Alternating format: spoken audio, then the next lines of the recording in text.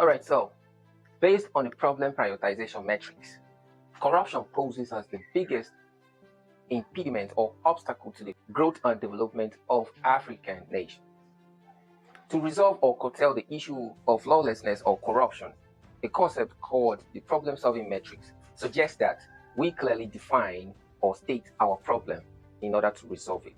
Secondly, it states that it is important to trace the origin of our challenges or problem, which in this case is corruption, in order to arrive at greater chances of resolving it. So from the definition of corruption, we understood that it was an abuse of public office for private gain, which basically it simply means the disobedience of the individual towards laws that are governing the activities of the subject in the society. And from this definition, we would understand that the individual is in the picture, the law that is being disobeyed is in the picture, and the environment where these laws are being disobeyed is the political system. So, in order to trace and understand the root causes of corruption, we decided that it was important to study the law, the political system, and natural systems in order to have a deep understanding of what systems mean and how they're supposed to operate. After that, we were supposed to study the individual. And in the previous video, we've discussed about the individual. We've said and established based on research and theories that the individual is selfish, is more intrusive than altruistic. Looked at it from the religious perspective as well. And we didn't even stop there. We continued to ask why the individual is selfish. And we came to a conclusion that most of the process or what happens or dictates the behavior of the individual is based on his flesh. So now we establish that the individual is selfish, and what makes him this selfish is more attributed or should be attributed to the dictates of the flesh as confirmed by the scriptures in the Bible. We also said that as a result of the dictates of the flesh, which influences the interest and activities of the individual, there is a delicate issue to be recognized here that we must not forget. Because if you listen to the body, it cannot just harm or make your selfish attitude or behavior harm the rest of the people in the society. Your selfishness or the dictates of your body can also cause harm to you as an individual. So it is best that we are careful with the individual, and even the individual is cautious about trying to suppress his own selfish interest.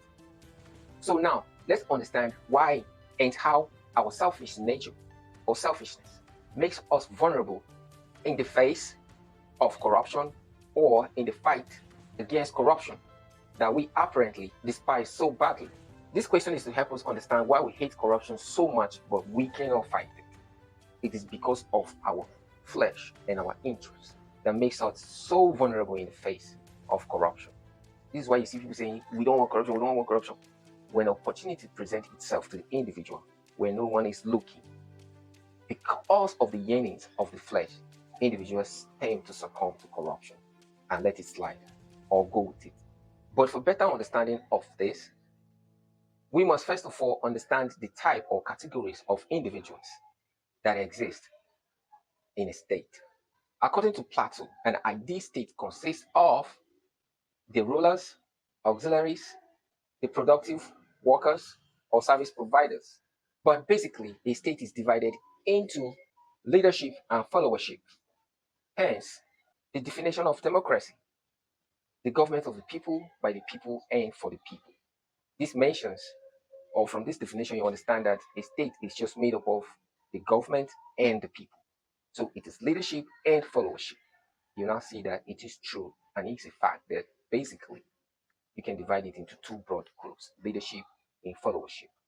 When you now understand that the society is made up of just two categories of people, the leader and the follower, which you must add to this knowledge or understanding the fact that both the leader and the follower, who are typical individuals, who we have now established or confirmed or reminded ourselves of their level of selfishness, are the ones that constitute the state.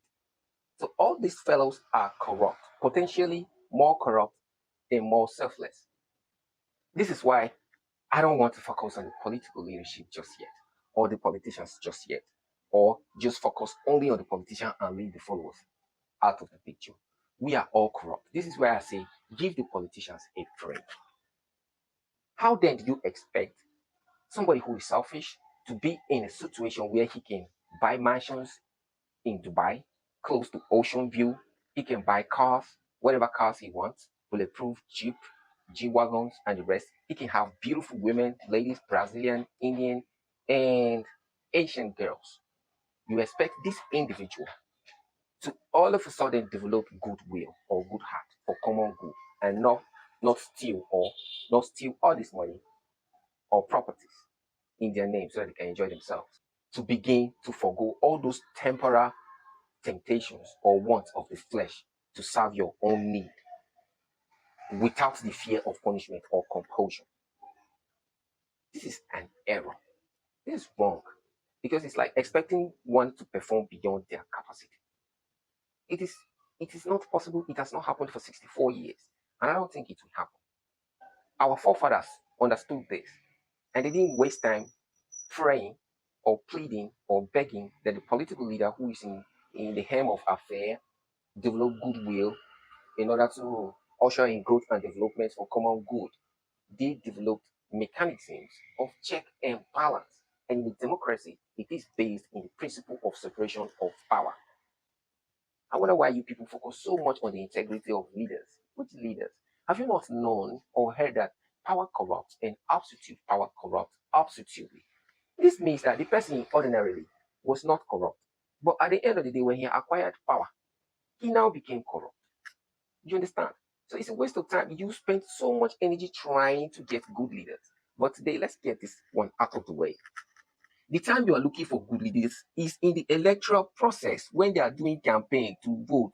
That is when you look to who has good or who has integrity.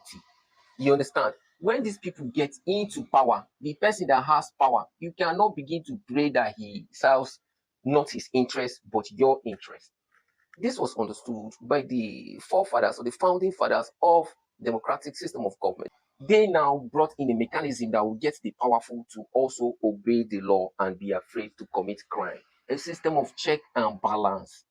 The discussion cannot leave this place. If the system is not working, restructure this system of check and balance, separate power properly within the three branches of government, and you will see the result where even the most powerful, they will now begin to be afraid to commit crime individually. You understand? With this system, it means who has power is who is checking who has power. You cannot allow these people compromise the system of check and balance where the judiciary cannot say anything, their hands are tied, which makes it very easy for them to collect bribe. And that bribe they give to the judiciary is that kind of bribe that comes from your boss.